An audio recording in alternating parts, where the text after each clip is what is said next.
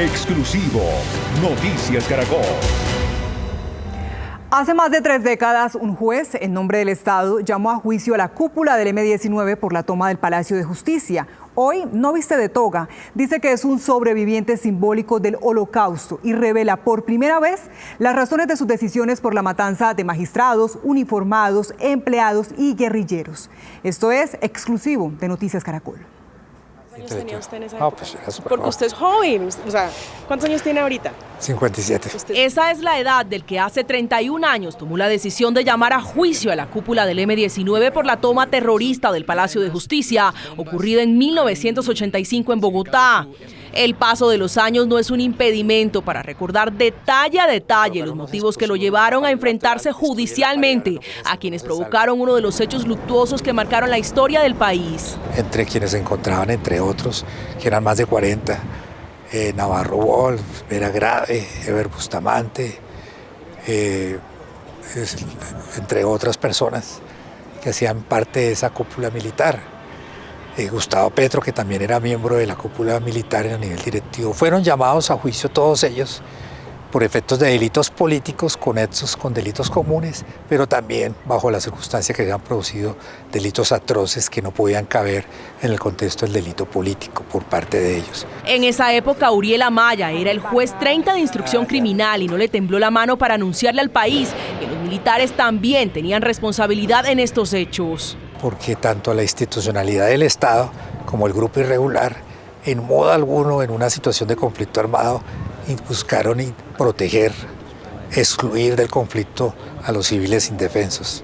Al contrario, el proceso de toma militar, tanto por parte de la guerrilla como la retoma por parte del ejército, tuvieron exclusivos propósitos de recuperación y de sometimiento militar del enemigo, sin contar, sin preservar, sin interesarse por la vida de los rehenes indefensos, incluyendo los miembros de las altas cortes, los señores magistrados. Su histórico fallo lo profirió el 31 de enero de 1989 y parte de sus líneas se fundaron en las actas del Consejo de Ministros que revelaban los excesos de la fuerza pública de los que se dejaron constancia.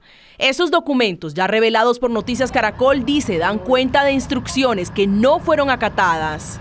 La investigación detectó que en las actas del Consejo de Ministros se dieron instrucciones que no fueron acatadas por la Policía Nacional y que la propia Policía Nacional suministró información que no correspondía.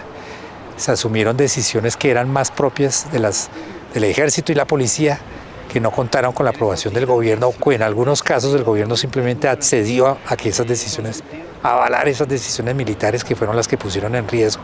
En el caso del cuarto piso con el operativo militar de la policía, pusieron en riesgo y posiblemente generaron la muerte de los magistrados que se encontraban allí, entre otros Alfonso Reyes, a pesar de que hubo, entre otras, advertencias y constancias valerosas, entre otras del ministro Enrique Parejo, que se opuso al operativo militar de copamiento del cuarto piso y que dio constancia de que el ejército no había acatado las órdenes del gobierno y que el gobierno estaba actuando más por el interés militar que por la protección de los rehenes que allí se encontraban. Esa constancia que dejó el entonces ministro de Justicia Enrique Parejo, dice el ex juez, la describieron 2 abogados que sobrevivieron al horror de la toma que duró 2 días. Cuando fueron liberados, la narraron en el testimonio juzgado, que salieron con el convencimiento de que en Colombia ya no había un gobierno civil, que los militares se habían derrocado al gobierno nacional, porque no de otra manera ellos podían entender lo que había ocurrido.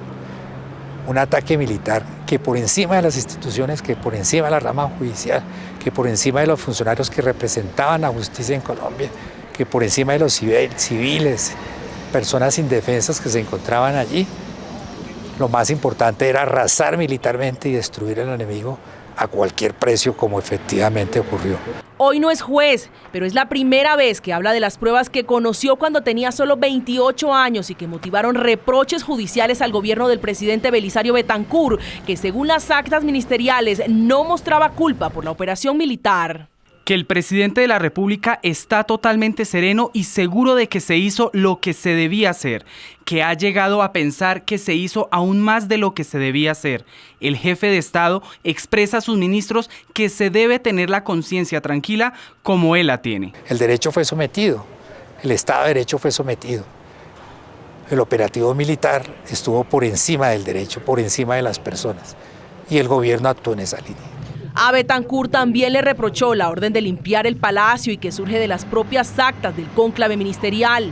De las actas surge que sí, que fue una orden, digamos, una decisión avalada por el gobierno, llevada a cabo de manera inmediata por el estamento militar. Se limpió por completo el Palacio de Justicia, se lavó literalmente con agua, con jabón, se recogieron todos los restos, se mezclaron, se llevaron a la basura todos los restos que se generaron por el propio incendio, al punto que cuando se entró, el escenario al cual se enfrentó era un palacio, un edificio vacío, pero que no tenía muestras distintas de las manchas en las paredes del incendio que había ocurrido, pero no tenía señas de destrucción alguna precisamente por esa operación limpieza que se llevó claramente con un propósito de evitar que se diera una reconstrucción probatoria para determinar cuáles fueron las causas de los crímenes que se cometieron y de los hechos irregulares que allí se cometieron, precisamente pues por la ausencia de las pruebas que fueron borradas por el estamento militar y claramente con un avalamiento por parte del gobierno.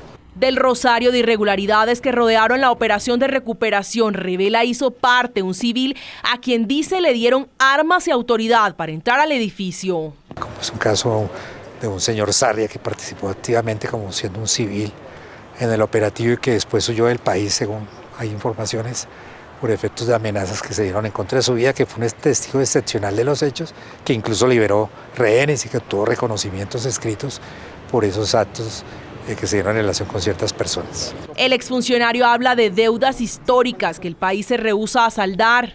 Históricamente esos hechos, por los propios actores que aún están vivos, no han asumido ninguna responsabilidad histórica y la memoria del país no lo recuerda.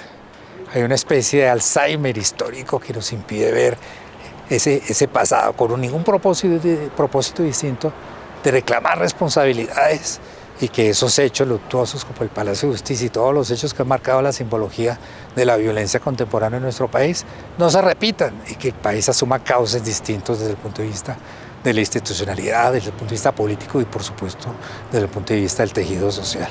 Las actas del Consejo de Ministros, asegura, lo llevaron a la convicción de que era necesario compulsar copias para determinar responsabilidades políticas al presidente Betancur, pero el Congreso no le dio luz verde al proceso y su intención se frustró.